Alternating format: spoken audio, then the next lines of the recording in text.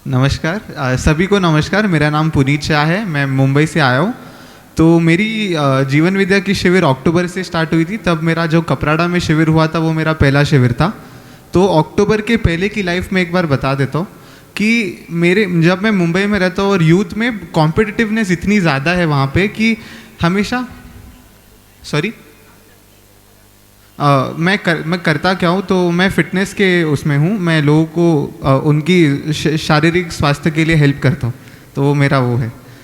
मैं बता रहा था कि अक्टूबर के पहले की लाइफ में कंपटीशन इतना ज़्यादा था, तो हमेशा प्रश्न होता था कि यार इतना ज़्यादा कंपटीशन है, उसके लिए फ्रेंड्स में भी कोई किसी को पीछे खींचने की कोशिश कर रहा है, तो ये सब कहाँ जा रहा है। मैं ये प्रश्न पहले से ही था दिमाग में कि इतना कॉम्पिटिटिवनेस, इतना प्रेशर, इतना क्यों है ये सब, बट उसका उत्तर कभी मिला नहीं था।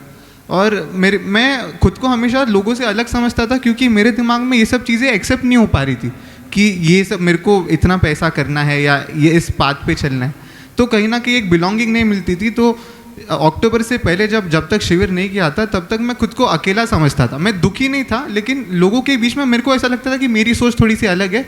तो इन सब लोगों के साथ तो मैं हुई नहीं, उतना मेरे को क्लियर था। लेकिन एक अकेलापन था कि यार मेरा जर्नी है, खुद से मैं क्लियर करूँगा क्या है, देखेंगे आगे। फिर पापा जाके आए थे एक बार शिविर में, तो उन्होंने बोला कि पुनीत तेरे लिए चीज़ अच्छी है, एक बार जाके आओ। और ये सब चीज़ें तो मुझे पहले से पसंद है, तो मैं आया यहाँ पे। और फिर एक परिवार जैसा लगा कि अच्छा ये जो विचार है यहाँ पे, जिनकी बात हो रही है वो मेरे से मैच हो रही है। तो मेरे जो उस टाइम पे क्वेश्चंस थे, जो शायद मैं इंद्रियों पे कंट्रोल नहीं था, मैं खाने में बहुत ज़्यादा सुख देता था, वो उसका मेरे को एक प्रॉपर सिस्टमैटिक वे मिला कि अच्छा ये करने से शायद ये चीज़ें कंट्रोल हो पाएंगी। तो एक खाली डायरेक्शन मिली थी वहाँ से।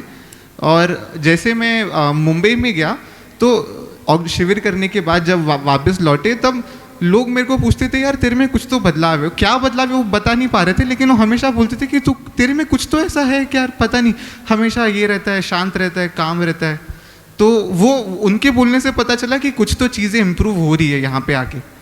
और कुछ चीज़ें आचरण में भी आई, जैसे घर में भी मेरे और पापा की शायद कभी कभी बनती नहीं थी, तो मैं भी समझ लेता था कि उनका जो विचार है मेरे लिए वो दुख का नहीं है। उनको ये नहीं चाहिए कि ये दुखी करूं, बट उनकी कुछ शायद गुस्सा है या आदतें वैसी है, तो उसकी वजह से जो भी डिफरेंस हो रहा है वो भी एक समाधान मिला। तो चीज़ें बहुत जल्दी से और बहुत फास्टली बदलने लगी थी। तो फिर मैंने जैसे ही पता चला कि यहाँ पे भी शिविर है राजस्थान में, तो पहले तो ये बात थी कि पापा मम्मी आने वाले थे साथ में, बट फिर मैंने ही उनको बोला कि आप मेरे साथ मत आओ, मुझे अकेले जाना है, मुझे खुद के विचारों में रहना है। तो ये शिविर मुझे एक ऐसा दो कि मैं अकेले रहूं। मैं रूम में भी मैंने अकेला ही रूम लिया था, क्योंकि मेरे को मेरे खुद में रहना था।